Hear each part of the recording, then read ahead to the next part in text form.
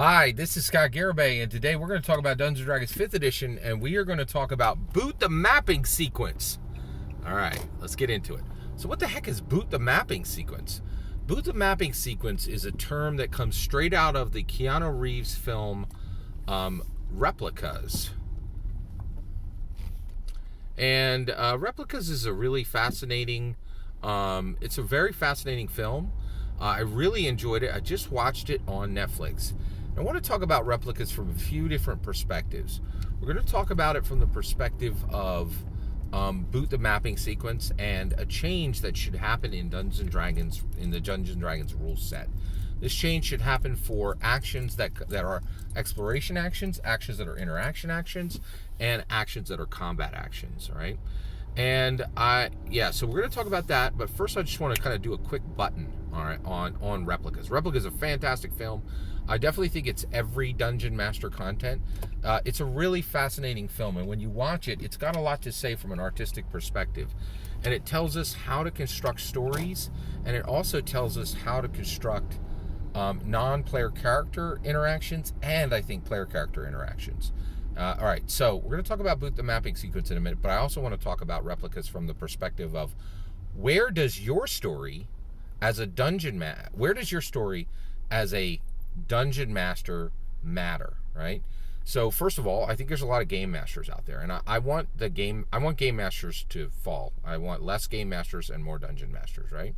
And the reason why is I think game masters, their stories don't matter, right? Like, if you're not playing Dungeons & Dragons, I truly believe your game doesn't matter in the perspective is it only impacts the people at your table. There's a lot of people who don't care about that. They're like, Scott, I don't care about affecting culture with my game. I'm trying to convince you. I'm trying to get you to a better place, right?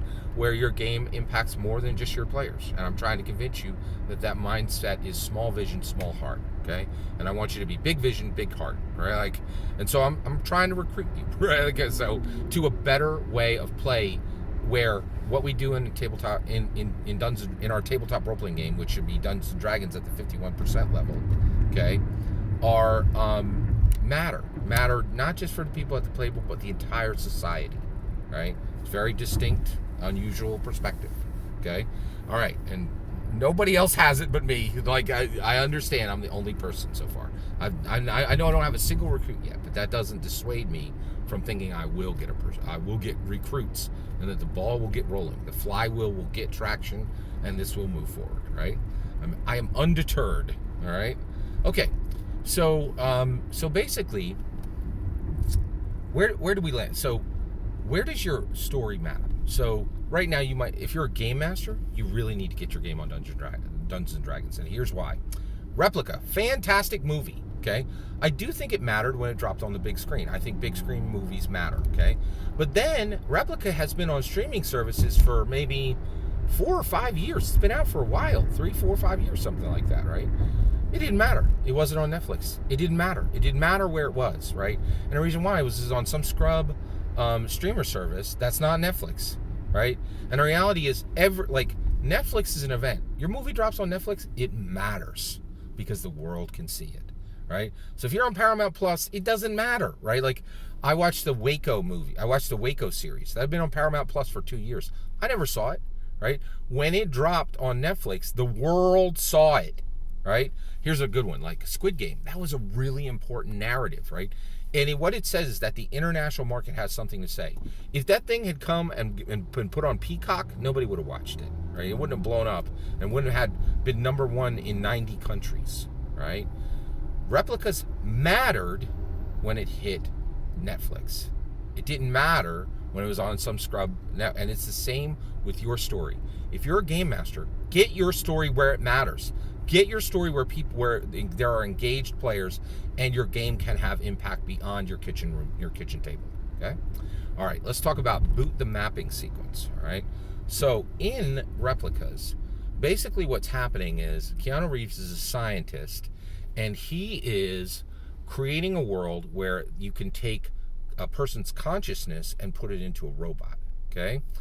And so basically what they're doing is they're bringing in people who have just died, right? And they have about a 20-minute window where the brain activity, especially based on how some people die, where the brain is still active even though their heart is done and they're not going to be able to be a living human being, but there's still brain activity which can be captured and then move over into a robot, right? So Keanu Reeves is a super smart, super dope, super talented, super valuable scientist, right? Well, he has this this scientist assistant, right? And all that assistant does is boot the mapping sequence, right? Now, the problem is the booting the mapping sequence is incredibly complex.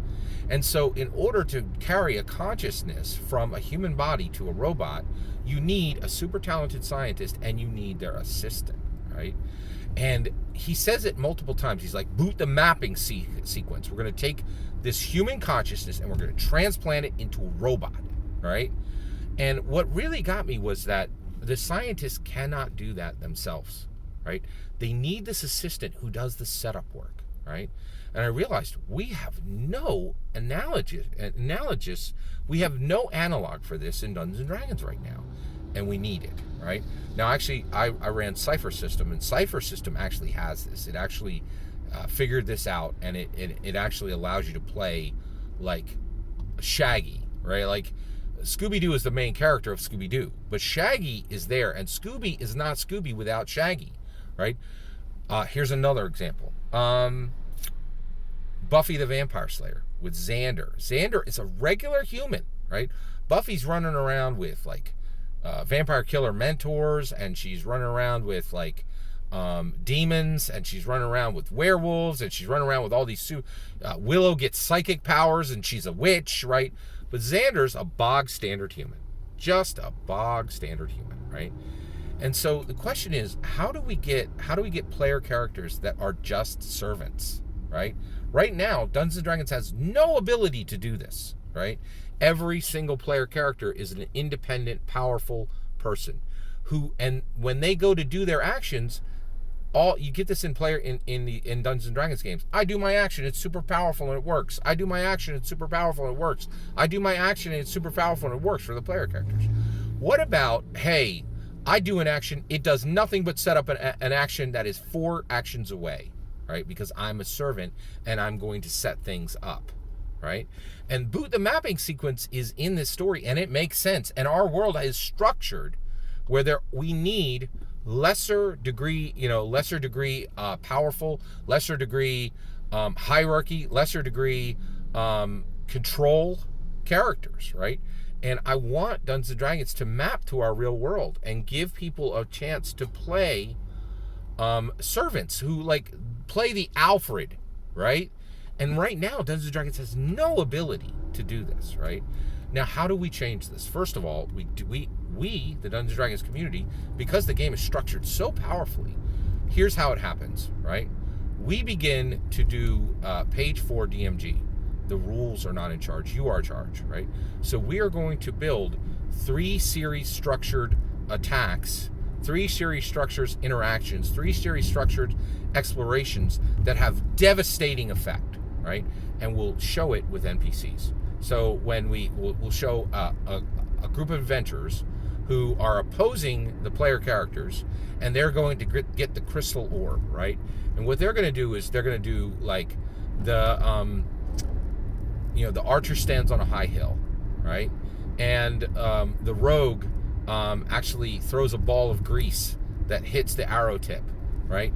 And then the wizard casts a modified fireball that will shoot that basically the archer will shoot the arrow into the center of whoever they're trying to combat's group, and fireball will arc out, and the same one fireball spell will arc out at full power into 4 different targets, because 3 characters set this all up, right? And so there you have a boot the mapping sequence. You have player characters who are doing less important things in order to get a bigger effect. Now, that doesn't fully demonstrate the servant part, right? And we would need to put that in there. I really want to build a space in Dungeons & Dragons for the Alfred types, for the Xander types, for the Scooby types, right? Cypher has already done this in their system, right? The reason why I'm not telling you to go play Cypher is nobody cares about Cypher, right? Like it's 4 people in the world to know it, rather than 400 million, which is Dungeons and Dragons, right? Like Cypher doesn't matter, right? It's got great things that you can bring over into your Dungeons and Dragons 5th edition, rub it on 5th edition and make it better. So you should buy Cypher, but you shouldn't run it, right? Okay, all right, and then basically, and I'd like to do the same thing on the exploration and the interaction side, right? And I really think we really need to start thinking about this boot the mapping sequence concept and give ourselves a place to make this stuff work and be powerful and useful, right? That's my opinion. Do you agree that we should? Oh, and I forgot one more thing. If we use the page 4, and we do this and we show this in different ways to other player characters, this will start to show up in the surveys that Wizards of the Coast does. It'll show up in streamed games, and it will get written into the game exactly the same way Session 0 was ignored by Dungeons and Dragons for 7 years and then put in with Tasha's Cauldron of Everything. So we can get anything we want in the game. We model it first, and then the Dungeons and Dragons team puts it in later. That's how it gets done. All that's my opinion. I'd love to hear your thoughts. Let me know in the comments below. Please consider liking and subscribing, and have a wonderful millennium.